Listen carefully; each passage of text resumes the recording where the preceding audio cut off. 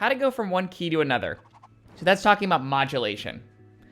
There's a lot of ways to accomplish modulation, but your specific question is about how to move to a very different key. So let's pick the most different keys possible. Let's try C major going to something that has nothing in common with C major, F sharp major, okay? So,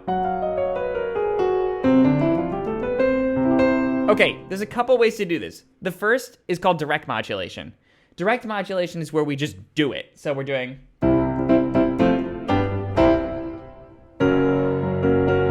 Now it is jarring, and that's the point of direct modulation. Maybe that's what you're going for. You want it to feel like, whoa, it's sudden and jarring. But let's say we wanted to do it in a more smooth way.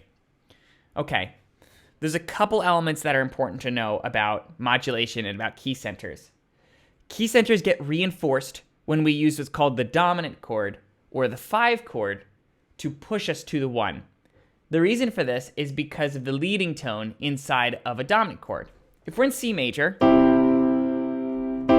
okay, we have a bunch of chords. So we got C. Now I'm playing all these chords based on the key of C major, so only using the white notes. C major, D minor, E minor, F major, G major, A minor, B diminished, and C major, okay?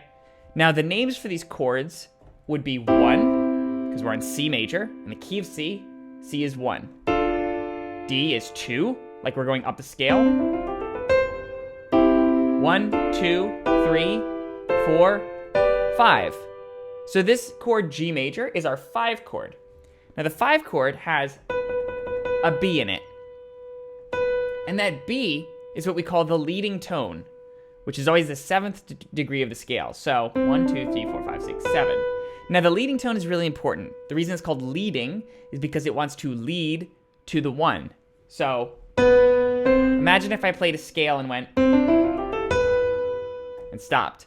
You're ready to hear the 1. So the G chord, the 5 chord, has this pull to 1. That's why we want to hear songs that do this.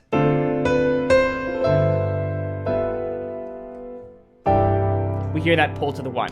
Now that's all really important. What that basically means is that we can use the 5 chords to pull to a new key, not just the key we're already in.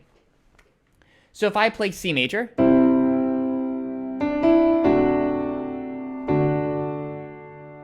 now this is the 5 chord. We have the leading tone of G.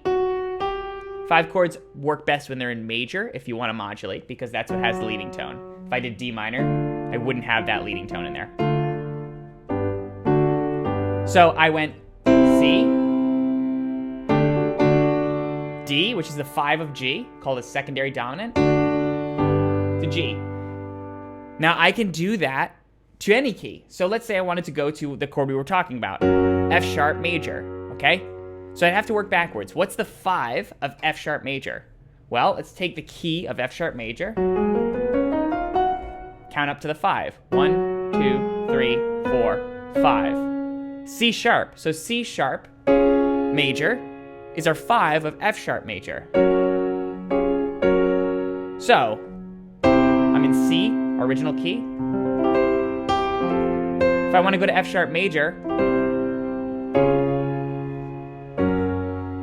I can use the C sharp major. Still kind of jarring, right? It sort of works. We're pushing in that direction, but it's not quite there yet, right? So the next step, or another way to do this in a more effective way, is to look for common chords. So that's called common chord modulation. It's the most complicated way to modulate, but the idea is that we're looking for chords that both keys share in common. Now this is a really tricky one because I picked something very far away, but let's try something a bit more manageable like B flat major. So let's say we're trying to go from C major to B flat major, okay? Once again, if we look at the chords in C major, we got C, D, E, F, G, A, and B, okay? Let's look at the chords in B flat major. B flat major, nothing in common with C. C, but it's C minor, not the same. D minor. Remember, that's the same chord that was in C major. So we've got that chord, okay? E flat major, nothing in common. F major, that's the same as C. Okay? G minor, nothing in common.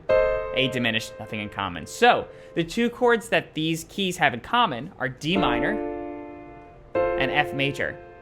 D minor is the third of B flat major, and D minor is the second of C major. Okay, and then D minor, F major. So if we use either of those chords, we can actually create like a Venn diagram, essentially, where we're in C land, and then we're in both land, and then we're in B flat land. Okay? So we can use that chord to literally pivot the harmony. So I'm playing in C major.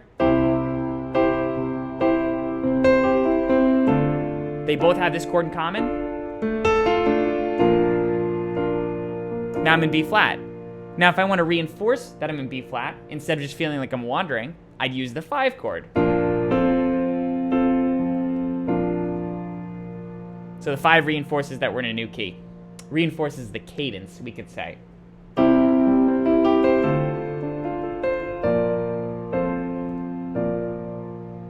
Okay, I'll pick one more example just so you can see this. Let's do D major. So we're going from C major to D major, okay? So we remember the chords from C major. I won't go into it again. Here's D major, 1. E minor, it's got that in common with C. F sharp minor, nope. G major, it has that in common. No, no, no. So we have E minor and G major this time. So to get to D from C, I can use either E minor or D or G major. So.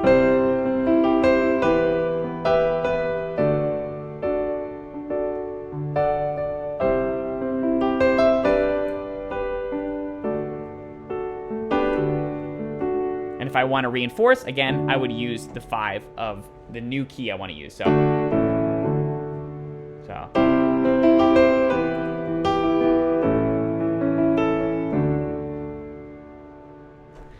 And that's basically how you modulate. There's other ways to do it, but that is probably the most fluid and effective way you can do that. Whew. Crash course on modulation, man.